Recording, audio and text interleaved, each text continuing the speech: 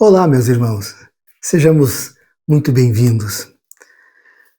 Nós já nos perguntamos o que há de nós de anjo e o que ainda há de homem na nossa existência? O homem da terra, não nós que ainda não alcançamos o divino. Esse é um pensamento comum de muitos de nós. E nós gostaríamos de pedir a ajuda hoje de Judas Iscariotes, da sua história. No livro de Chico Xavier, Lázaro Redivivo, Humberto de Campos nos traz uma narrativa significativa.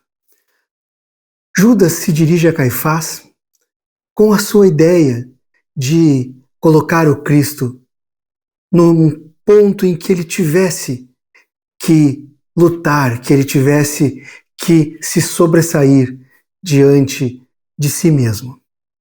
E Caifás, o sumo sacerdote, percebe ali a vaidade do apóstolo e o acolhe com palavras muito bonitas, dizendo que ele estava agindo corretamente, porque eles tinham que trazer o Messias à tona.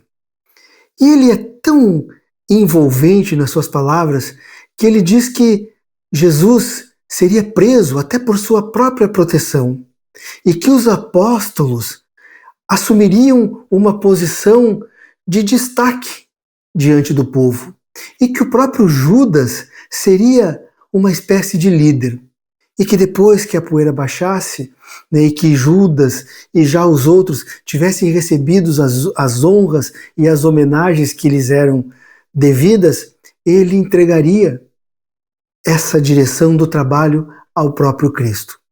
Talvez para um outro apóstolo, um outro indivíduo, com um pouco mais de engenhosidade no seu pensamento, menos vaidade, talvez as palavras de Caifás não tivessem surtido o efeito que surtiram. E o que acontece é que Judas faz ali todo o acordo. À noite, quando Jesus está no jardim de Getsêmani, ele é abordado por alguns soldados romanos, alguns guardas do sumo sacerdote, dos fariseus e o Judas. Judas se aproxima dele e diz Rabi e o beija na face. Rabi é uma palavra que significa meu mestre e o beijo é um sinal de respeito e de gratidão. Então, ali ele está dizendo quem era o Messias. Jesus então pergunta para ele, amigo, a que vieste? E evidentemente Jesus já sabia.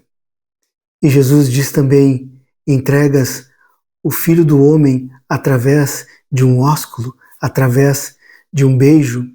E é um momento em que um daqueles que estava acompanhando Jesus decepa a orelha de Malco. E todos os evangelistas narram esse fato, mas apenas João diz que era Pedro, aquele que puxou a espada. Jesus diz a ele que embainha a espada e que estava tudo como tinha que ser. Que se fosse da vontade de Deus, ele faria uma oração e Deus mandaria um exército de anjos e ele estaria livre. Mas e as Escrituras? Como se cumpririam as Escrituras? O decorrer da história, todos nós sabemos, Jesus é preso, é torturado, é crucificado, desencarna. Judas volta até Caifás e diz que houve um erro, que não era aquilo que ele queria. E Caifás diz para ele, que nos importa? Isto agora é contigo. Maria Dolores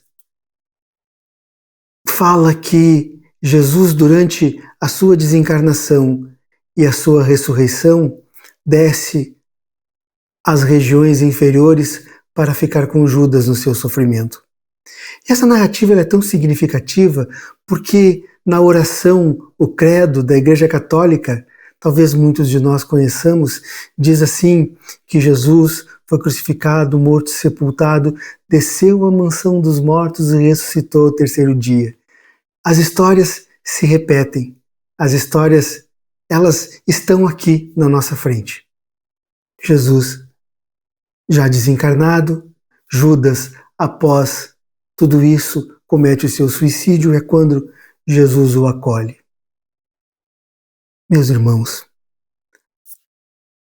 no tribunal da nossa consciência, um dia, nós estaremos de frente com a nossa própria história. Evidentemente, nenhum de nós cometeu um ato assim como o do Judas. Mas, no livro da nossa história, o personagem principal sempre seremos nós. Quais são as nossas atitudes no dia a dia? E em algum momento eu traí a minha fé, eu traí tudo aquilo que eu acho certo, tudo aquilo em que eu acredito. Pensemos nisso. No final da nossa história, pouco vai importar aos outros. Afinal de contas, a nossa história é conosco mesmo. Amemo-nos, aprendamos e vivamos cada vez melhor. Um grande abraço, até a próxima. Fiquemos todos sob a luz de Deus.